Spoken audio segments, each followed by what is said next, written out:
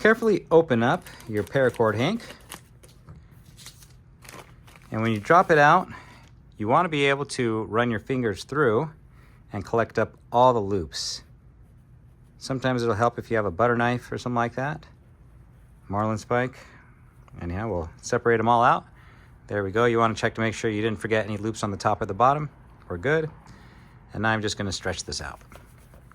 Okay. Let's set this right here. And as we do this, we want to give ourselves some room as we pull away from our hank. I'll take my flat spool and I'll thread into the starter hole. And when I do this, I want to rotate the spool.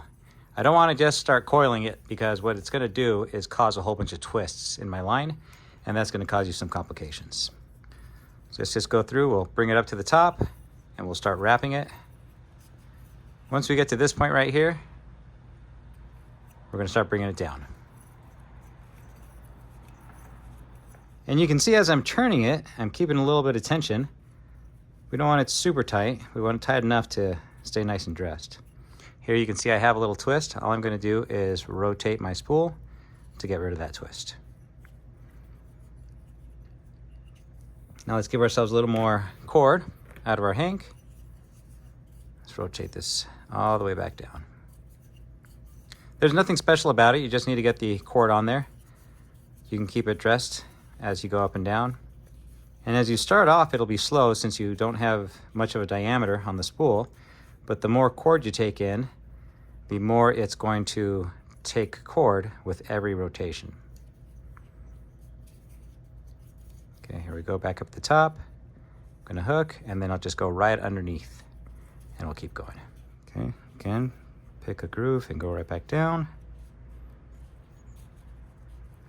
And you can see we got some twists going on right here. So what I'm gonna do is I'm just gonna lock it off, and I'll just bring it this way.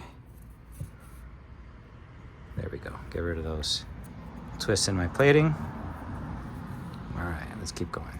Now that we're at the end, we can go through the channels and lock it off, or we can use the carrier loop. And to do that, we'll keep with our first lock off. We'll thread it through. Okay. Then we're going to thread through the other hole. And here we're just going to create a simple overhand knot. Here's what it looks like, just a simple overhand knot at the end. You could also just melt the cord so that it's larger than the hole and it won't pull through. But this is what we'll use to run underneath.